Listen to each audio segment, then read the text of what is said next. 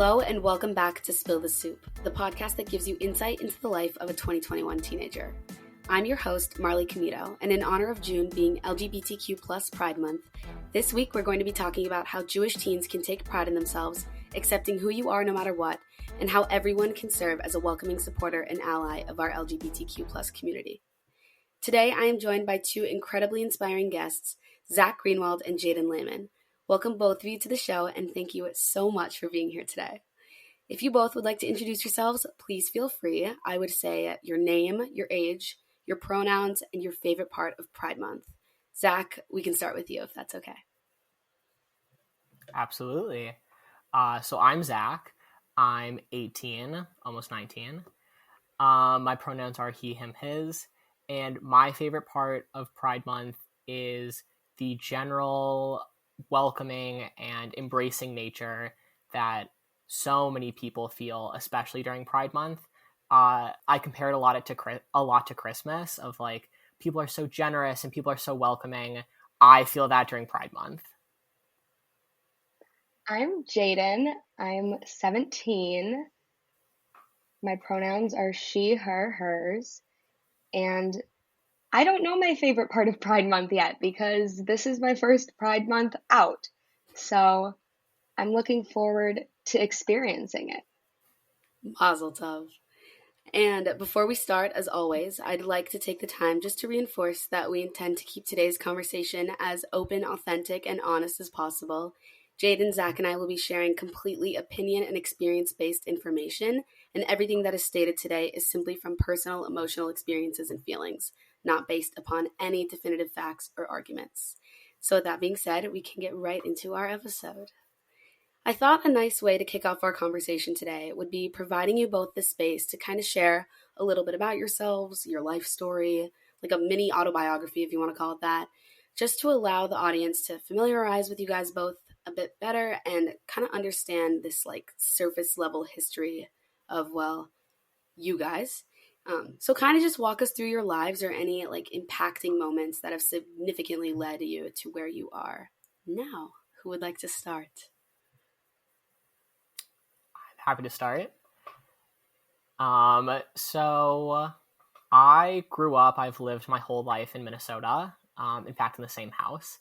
And I, throughout middle school and high school, dove into the big activities that I got into were dance team, choir, Jewish life, and politics. So a little bit of everything, but if you know me, it makes a lot of sense. And through these experiences and what I did in middle school and high school, I created a strong connection with myself.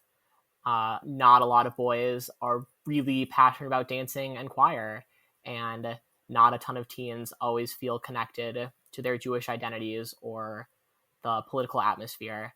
So very early on, these activities and these experiences gave me a strong sense of self, which was further supported by my family and their understanding and their welcoming of my identity and myself.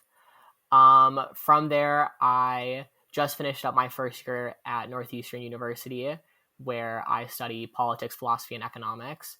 So taking off with the politics realm, but I've still really kept that sense of self that dancing and singing and my Jewish identity brought me. Love it. I am also born and raised in Minnesota. I've been dancing my whole life. I joined the dance team at my high school my freshman year, which was great. I made so many friends and I discovered that it was my passion and danced from there all the way until where I'm at now, which is senior, almost in college. Also grown up being part of Jewish youth groups and going on retreats and doing activities to Years ago, I traveled throughout Eastern Europe for one of my summers, and it was one of the most incredible experiences of my entire life. I learned a lot about myself. I definitely grew a lot as a person, and I just really enjoyed that experience. Perfect. So I know you're both very talented dancers, but Zach, you specifically mentioned your previous involvement with dance growing up. But one of the reasons I was so excited to have you on as a guest this week is because you, as only a 16-year-old at the time, I believe, pretty much changed the world, or at least the state of Minnesota, because of your passion for dance and standing up for what you believe in, being that no matter what gender someone identifies as, it should never stop them or prevent them from doing exactly what they want to be doing. So, because that was a super vague and brief explanation, are you able to tell us really your story and just walk us through the series of events that allowed you to make national news for fighting for such a great cause? Certainly. So when I was in 7th grade, when I entered junior high, I had a significant amount of friends who were on dance team. And for the winter season, I asked my dad, I was like, I want to do this. This is something I want to get into. And he went to a parent kind of intro meeting. And at the meeting, they said, okay, like say your name and a little bit about your dancer. And so my dad starts saying, hi, this is my name. My son loves to dance, and kind of gives his intro. And right away, the coaches say very kindly, that's great. Boys can't dance on high school dance teams in Minnesota. And so he came home, he explained this to me. And when I was in 7th grade, I was 12 years old. I was not about to enter a lawsuit. So I stuck with studio dancing, like club outside of the high school realm, and enjoyed that. But when I was in 10th grade, there was a lawsuit starting up where a boy did exactly what I hadn't done in 7th grade. He, with the help of the Pacific Legal Foundation based in Sacramento, California, so not related to Minnesota, he sued the Minnesota State High School League for gender discrimination and his right to dance on high school dance teams. Through a lot of technicalities and legal issues, he, as a plaintiff, wasn't eligible. And so there was an article written in the Star Tribune, and they sort of said, the foundation said, we want to go forward with this case, but we need an eligible plaintiff. We need someone who has the standing to bring this concern. And so I read it separately from my father, but we texted each other and said, like, this is exactly what I am. And so 4 years later, a bit more mature and even more sure in myself, we emailed the legal foundation and said, I'm an eligible plaintiff. This is something I'm extremely passionate about. And so we took up the case. And so through court hearings, losing, appealing, I eventually won my case at the 8th Circuit Court of Appeals. And I was able to dance for my high school with Jaden my senior year. Wow. Thank you so much for sharing. I love it. And I remember hearing all about that when it was happening and in the heat of the moment. It was so cool. So thank you so much for shedding light onto that and inspiring so many other young dancers, regardless of their gender. But to take it back a few steps from then and now, I wanted to ask you both about the entire concept of what it means to quote unquote come out. If you're comfortable, would either of you be willing to share your coming out stories with us, what the entire process leading up to that very moment was, how your lives have really changed or been impacted since you've come out? Sort of just a mix of everything that comes to your mind when you hear that term, whether it being on a personal level or just the general meaning of it. So give us kind of your whole impression. I can start with this one. So My coming out story is so boring. It really is. Um, the first person I ever told was my sister, and we were sitting at the kitchen table, and all of a sudden I just like blurted out. I was like, I like girls. I like girls too. And she was like, okay. And then I started sobbing, not really sure why, but I just sat there sobbing, and she came over and gave me a hug. And she was like, why are you crying? I was like, I don't know. And she said, you know that I'll love you no matter what, right? And I was like, yeah, I know. And I don't remember when that was, but it was before I came out to everyone else. And then just this past December, I came out on Instagram. It was sort of like it was in the caption of my picture, and it was sort of a brain teaser. I wanted to see if people would understand what it actually meant. And so a lot of people did understand what it meant. And Zach was actually one of the first people to text me after I posted that. And it made me feel so welcomed and warm and fuzzy. And it made me feel very valid. And I'm very lucky that my coming out story is boring, because a lot of people are not as lucky. A lot of people's families don't accept them. Mine did right away, which I'm so blessed to have had that experience. So, yeah, that's my boring coming out story. If I remember correctly, I texted Jaden a TikTok after she came out about coming out, and was like, I hope no one sent this to you yet, because I think it's hilarious, but congrats and welcome to embracing yourself. Love it. But I will tell my coming out story. So the first person I ever came out to, this is so crazy to think about. It was my summer going into 5th grade, and I was at camp where we all go, and it was on our like camping overnight in the woods. And I told my closest friend, we're still extremely close, and it was at past midnight, and he sort of said, that's great, I want to go to bed, love you a lot, can we talk about this in the morning? And I was like, I had been so terrified and worked this up so much that his just nonchalant reaction of, that's great, I want to go to bed, it was lackluster, but it was so relieving. I was like, wow, it doesn't really matter. So the next morning we had a longer conversation, and he was super kind and accepting.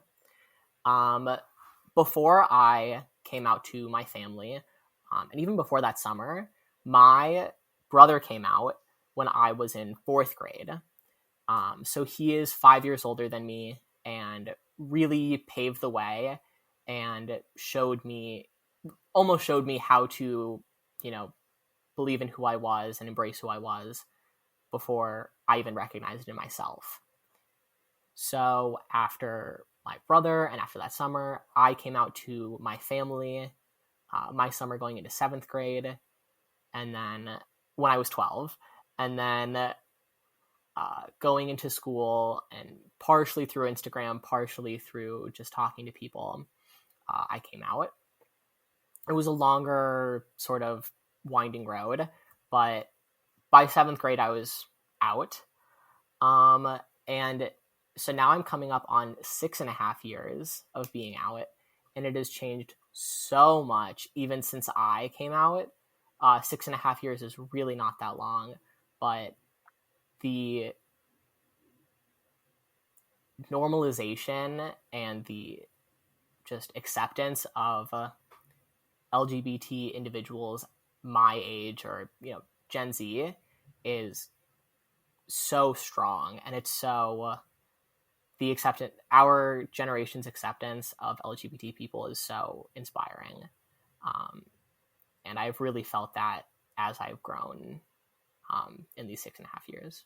That was so beautifully said, and that makes me so happy to hear, because I'm constantly worried about homophobic comments being sworn around like our friends or on social media. And so to hear that you both have felt supported since really like the beginning just makes me feel so lucky and happy and proud of you guys. But I did want to ask, like, either in the midst of your coming out processes or kind of just the transition into the phase of life after you had both already come out. So, like, now, if you ever had faced any type of backlash or hate or any homophobia, and has it been, or what was experiencing that like, but also has it just been a big breath of relief to just seem more comfortable living in your body, knowing that everybody knows who you are out on the table?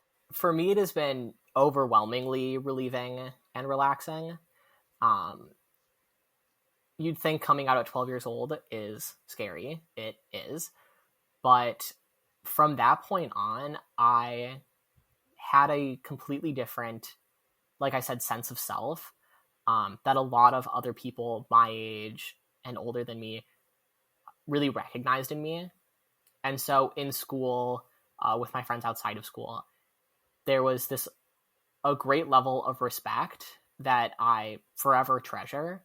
And so there were a handful of homophobic remarks that came up through middle school and high school, because what person doesn't experience that? But I was so lucky to have a great community of not only friends, but acquaintances and peers who were so understanding and so respectful of who I was that I always felt that I was in the overwhelming majority in being accepted for who I was.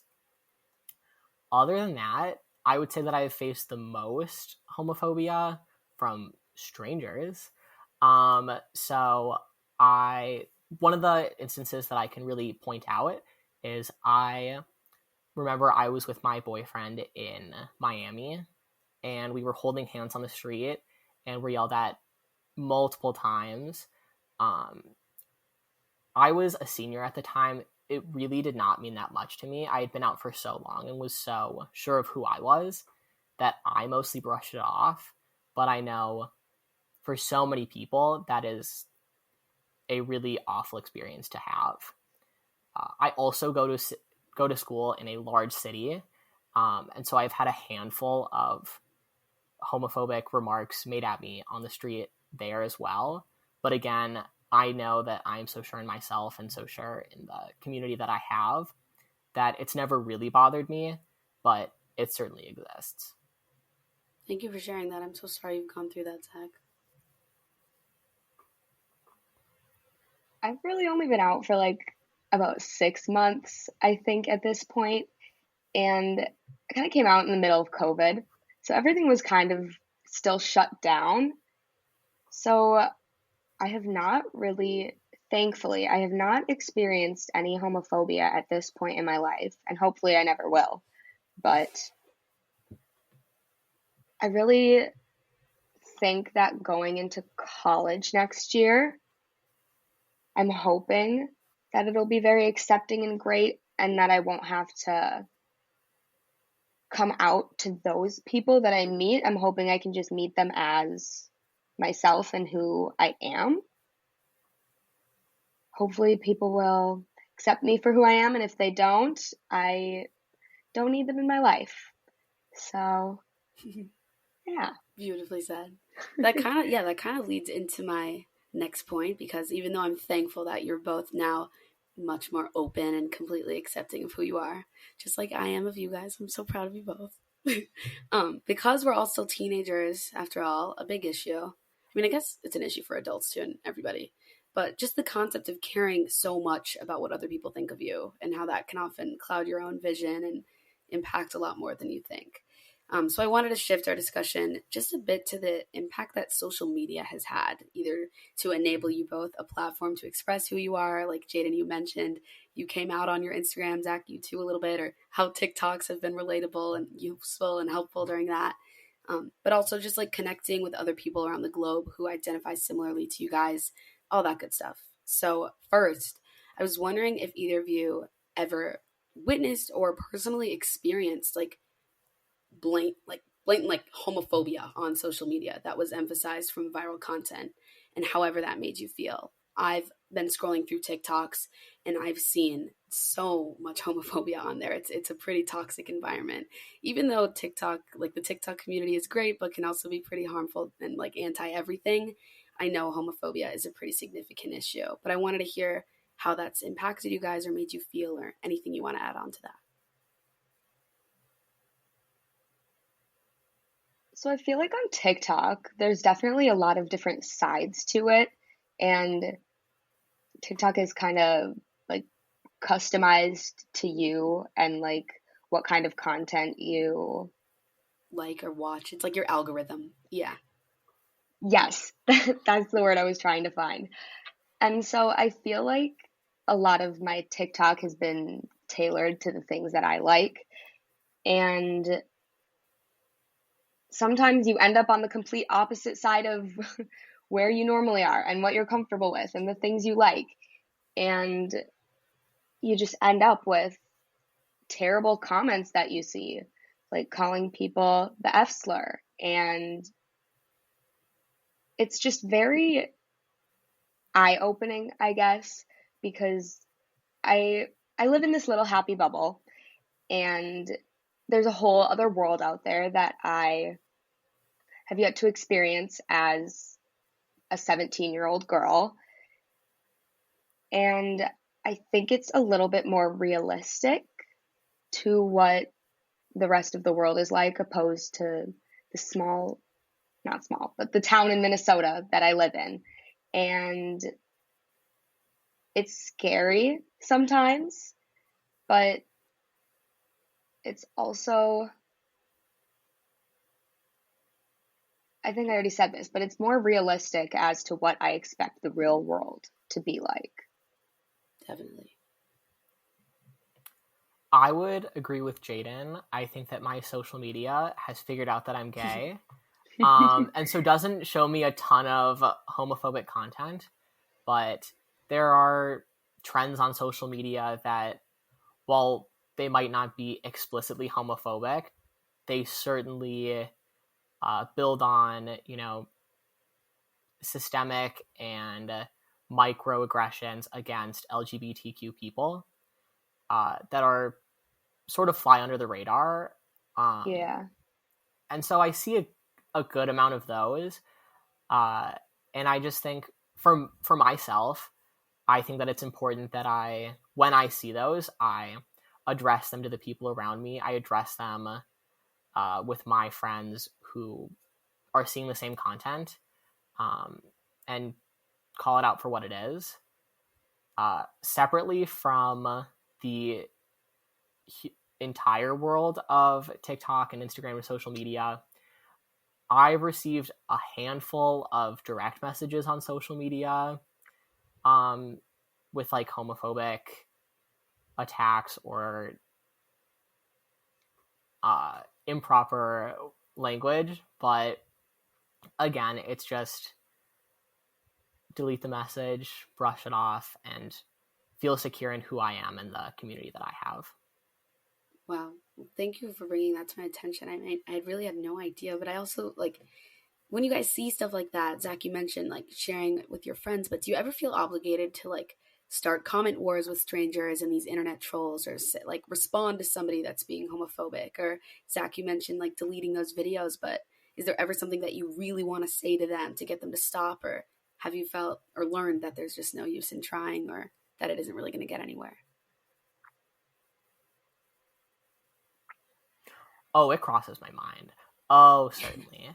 I think that internally, yelling back into the void would satisfy me internally, but I don't think it would be productive. So I try to focus on productive outlets of talking to people who in my life who I know will listen, and putting a positive energy out into the world rather than fighting fire with fire, adding more negativity to a negative comment. That's really well said. But back to reality and outside of the social media world, because we're all Jewish and attended the same high school and summer camp, I wanted to hear if you both felt that the Jewish community, either here in Minneapolis or on like a national, international level, has served as a support system to you guys, or if you've ever felt targeted and negatively looked upon or like against by other Jews, and kind of what that experience has been like. So growing up in the Jewish community I think it's special. I think it's great. It's such a close community that you're just always together and you make amazing friends, and there's all these leaders and people that are people that you look up to. And when I was figuring everything out about my sexuality inside of my own brain, there is a gay rabbi at one of the synagogues in town, and never spoke to him directly, but when I was still trying to figure everything out, I was at synagogue one day, and I was thinking about how I would feel if people knew who I was outside of just me being me inside of my head.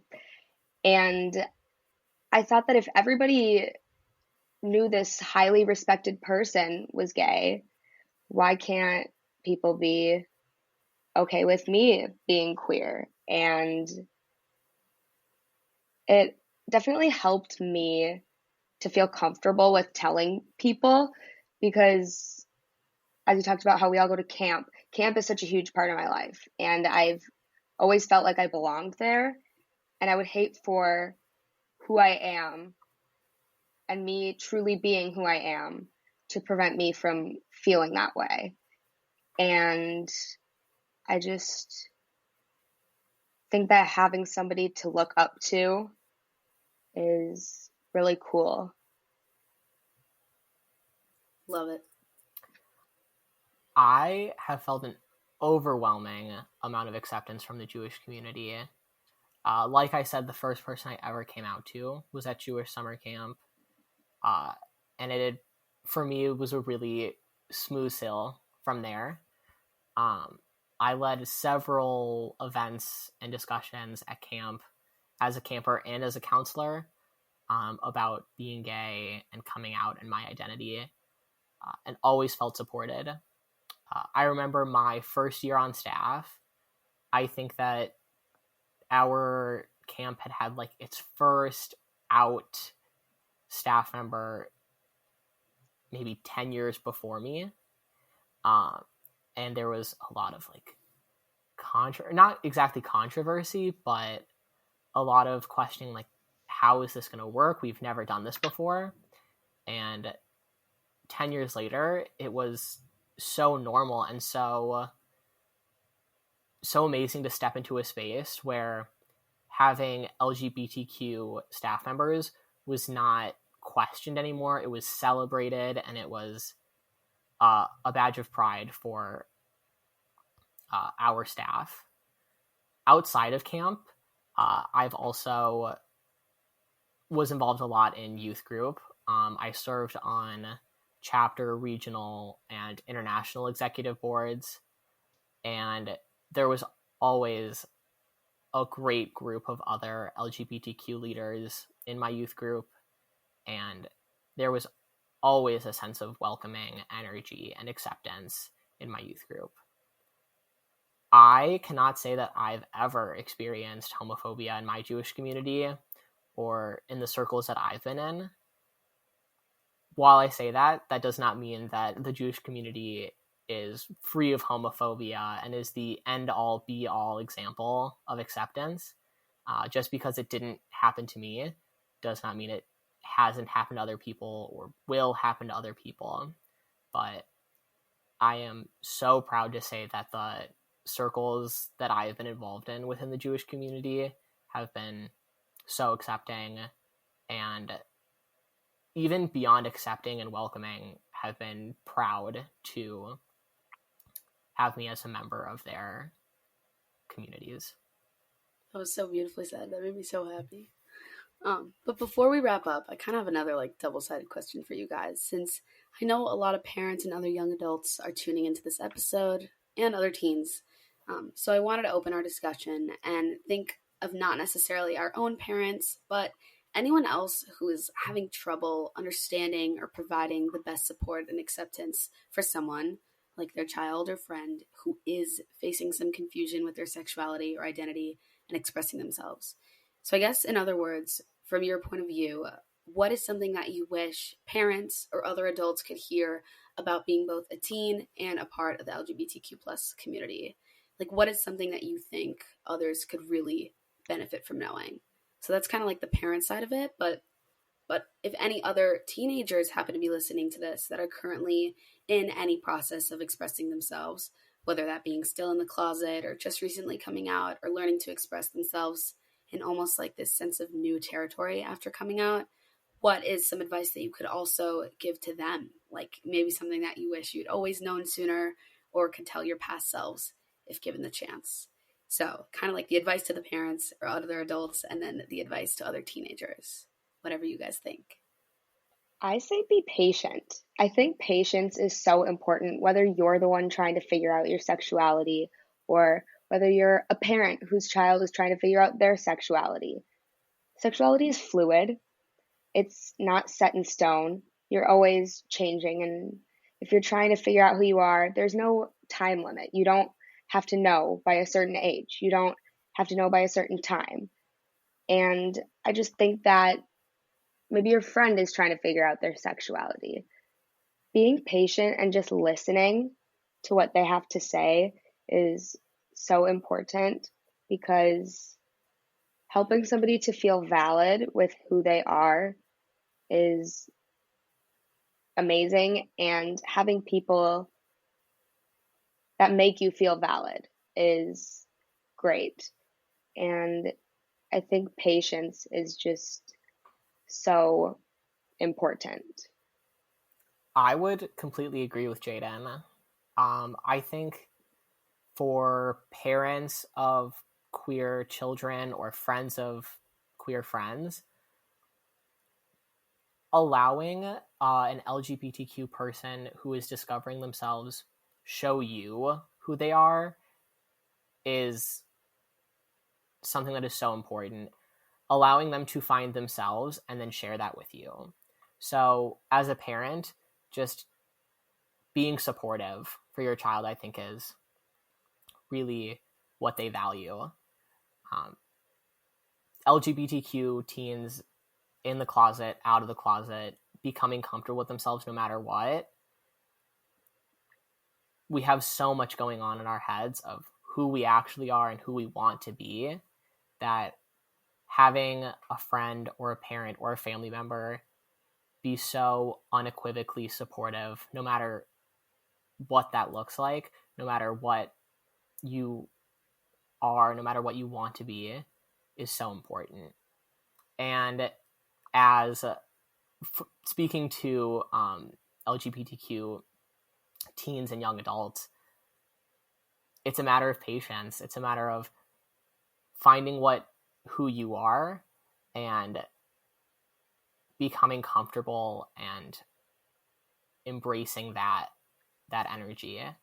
And when giving yourself the patience, and then when you are able to, being able to radiate that out. I would also say that in my coming out experience, I had so many people tell me it gets better. To be honest, I had a relatively easy coming out experience, but it's only gotten better. And I think that is true of everyone. I've never heard of someone coming out and it getting worse. So with patience and with time, things get better. On that note, I think that's really a perfect way to leave off and conclude our conversation, since that's all the time we have for today. But Zach and Jaden, thank you both so much again for joining me this week and for vulnerably sharing your honest experiences and advice and opinions with everybody. And to all of you, thank you so much once again for listening to this week's episode of Spill the Soup. This actually concludes our first season of the podcast, so before we go, please make sure to show some love for the show by subscribing and rating 5 stars to whatever platform you're listening on and wherever else you get your podcasts. We'll see you soon, so make sure to stay tuned. Spill the Soup is part of the Jew Folk Podcast Network. Please subscribe, rate, and review the show wherever you get your podcasts. For more information, go to tcjewfolk.com/podcast or email the show at podcast@tcjewfolk.com.